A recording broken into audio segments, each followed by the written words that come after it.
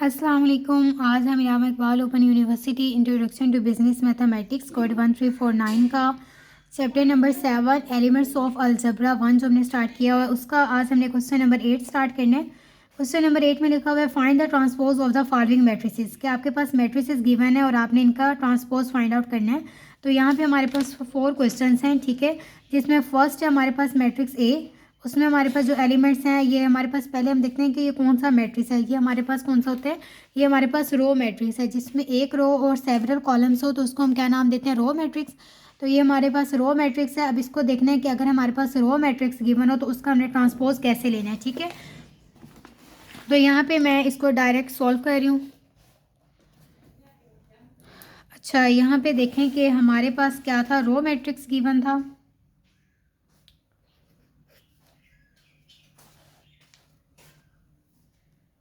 Matrix A, इसकी value हमारे पास 1, 5, 4 और 0। और इसको हमने क्या करना है, सॉल्व करना है। जब भी हम और सॉल्व क्या करना है कि हमने इसका ट्रांसपोज फाइंड करना होता है। तो जब भी हमने ट्रांसपोज फाइंड करना होता है तो सबसे पहला स्टेप क्या होता है कि जो भी हमारे पास मैट्रिक्स गिवन होता है हम उसके ऊपर टी का साइन लगाते हैं। और टी का साइन किसको रिप्रेजेंट कर रहे होते हैं, ट्रांसपोज को, ठीक है। उसके बाद सेकेंड स्टेप में हमने क्या करना होता है कि ये जो हमारे पास रो होती है उसको हम कॉलम में कन्वर्ट कर देते हैं। तो ये हमारे पास रो है, यानी पे 1, 5, 4, 0 है तो हम इसको रो को कॉलम में कन्वर्ट कर देंगे 1, 5, 4, 0। और यहाँ पे ये जो इसका पार्ट 1 है वो सोल्व हो जाएगा, ठीक है। रो में गिवन था और हमने इसको कॉलम में कन्वर्ट कर दिया। अब इसका पार्ट बी है, उसमें हमारे पास मैट्रिक्स गिवन है, इसको यहाँ पे डायरेक्ट सोल्व कर लेते हैं। अब यहाँ पे हम इसका क्या ले रहे हैं, ट्रांसपोज। अब यहाँ पे हमारे पास कॉलम मैट्रिक्स है। अब इसमें देखें एक कॉलम है और सेवरल रोज हैं। तो इसको इस कॉलम को इस मैट्रिक्स को हम क्या कहते हैं, कॉलम मैट्रिक्स। और इसका अब हमने ट्रांसपोज लेना है। तो यहाँ पे हमारे पास कॉलम गिवन है तो कॉलम को हम किस में कन्वर्ट कर देंगे, रो में। तो यहाँ पे हम इसे सॉल्व करेंगे 3, 9, 18। और यहाँ पे पार्ट बी भी सोल्व हो जाएगा, ठीक है। तो यानी कि ट्रांसपोज में हम क्या करते हैं कि अगर मैट्रिक्स कॉलम में हो तो उसको रो में कन्वर्ट कर देते हैं और अगर रो में हो तो कॉलम में कन्वर्ट कर देते हैं। अब यहाँ पे हमारे पास पार्ट सी है। पार्ट सी में हमारे पास कौन सी वैल्यूज़ हैं, 2, 4, 0, 2, 1 और 1। इसका भी अब हमने ट्रांसपोज लेना है।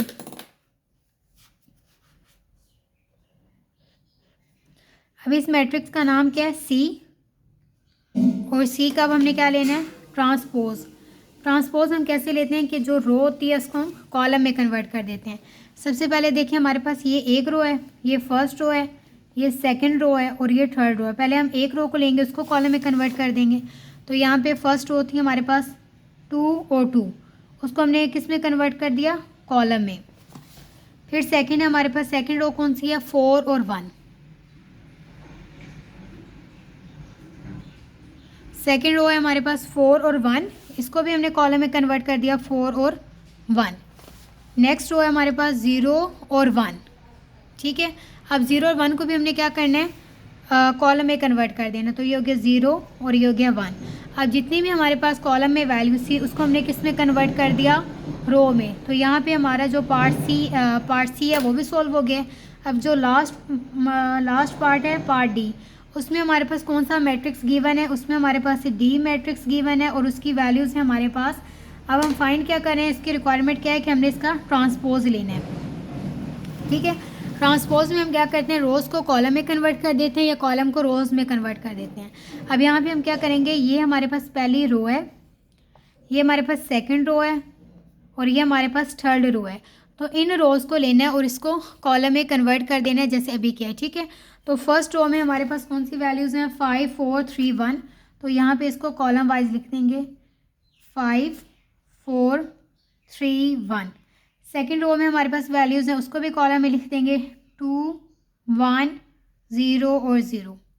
फिर थर्ड जो रो है इसमें हमारे पास वैल्यूज़ हैं, उसको भी हमने रो कॉलम में लिखना है 5, 4, 5 और 2।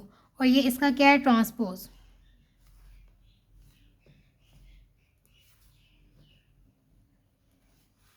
और यहाँ पे जो क्वेश्चन नंबर 8 है उसके 4 पार्ट से और 4 पार्ट सॉल्व हो गए, ठीक है। यहाँ पे हमने क्या किया था, कॉलम मैट्रिक्स था उसको रो में कन्वर्ट कर दिया, ठीक है। उसमें यहाँ पे हमारे पास कॉलम था, यहाँ पे हमारे पास कौन सा मैट्रिक्स गिवन था, कॉलम था।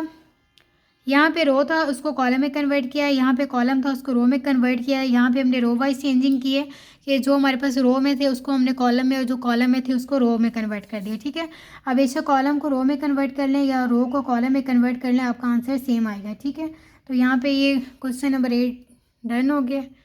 उसके बाद क्वेश्चन नंबर 8 भी कंप्लीट हो गया।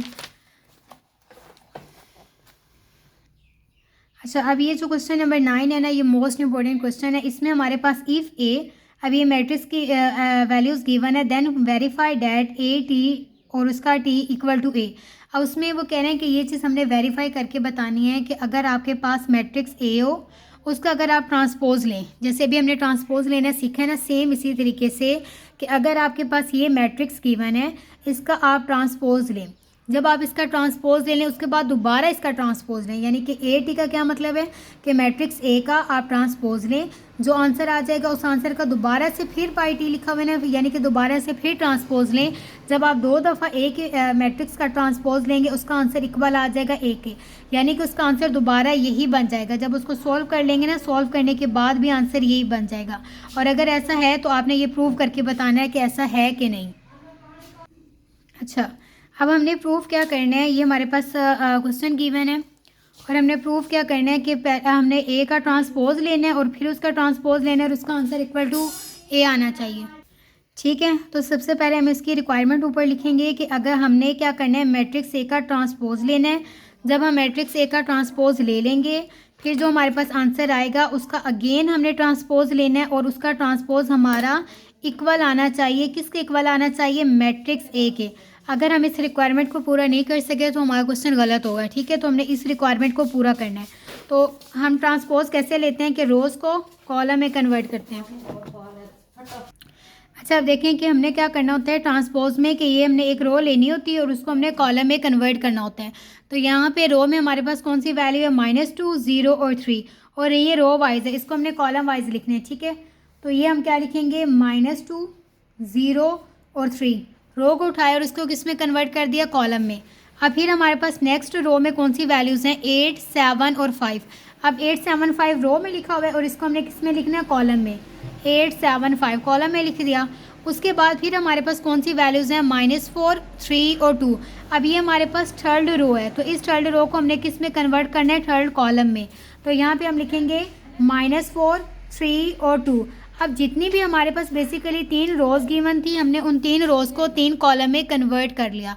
अब ये हमने क्या फाइंड किया? ये हमने ए का ट्रांसपोज, यानी कि जो हमारे पास मैट्रिक्स ए था उसका हमने ट्रांसपोज लिया। अब ये जो हमारे पास अब मैट्रिक्स बन गया ना, ये ए का ट्रांसपोज है। अब अगेन हमने क्या करना है कि इसी मैट्रिक्स का हमने दोबारा से ट्रांसपोज लेना है। ठीक है, अब हमने दोबारा क्या करना है? इसका अगेन ट्रांसपोज लेना है, यानी कि अब हम इसको लिखेंगे ए टी और उसके ऊपर हम अगेन ट्रांसपोज ले रहे हैं, तो हम इसको इस तरह लिखेंगे। अब हमने अगेन ट्रांसपोज में क्या करना है? यहाँ से मैं इसको मार्कर से लिख देती हूँ। अब देखें इसमें हमारे पास कितनी रोज़ हैं? इसमें भी पहली रो, सेकेंड रो और थर्ड रो, 3 रोज़ हैं। अब हमने क्या करना है? पहली रो को लेना है और इसको हमने क्या करना है?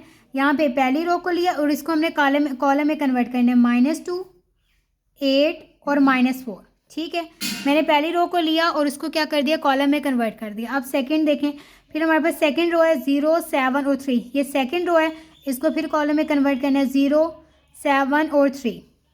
ठीक है, अब ये थर्ड रो है, इस थर्ड रो को उठा के फिर कॉलम में कन्वर्ट कर देना 3, 5 और 2। तो यहाँ पे हमारे पास 3 रोज थी और 3 रोज को हमने क्या कर दिया? कॉलम में कन्वर्ट कर दिया। अब देखना है कि हमारा आंसर वेरीफाई हो रहा है कि नहीं।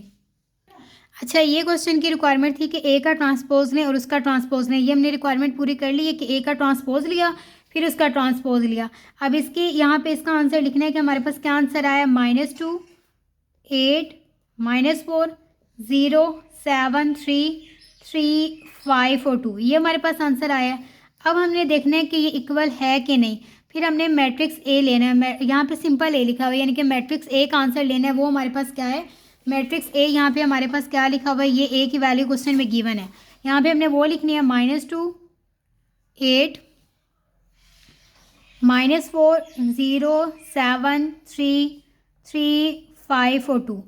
तो अब हमने ये देखना है कि हमारा ये क्वेश्चन की रिक्वायरमेंट पूरी हुई है कि नहीं। देखें अब ये इसका आंसर इक्वल है 0 8 -4, ये दे -2 8 -4 -2 8 -4 0 7 3 0 7 3 3 5 2 3 5 2।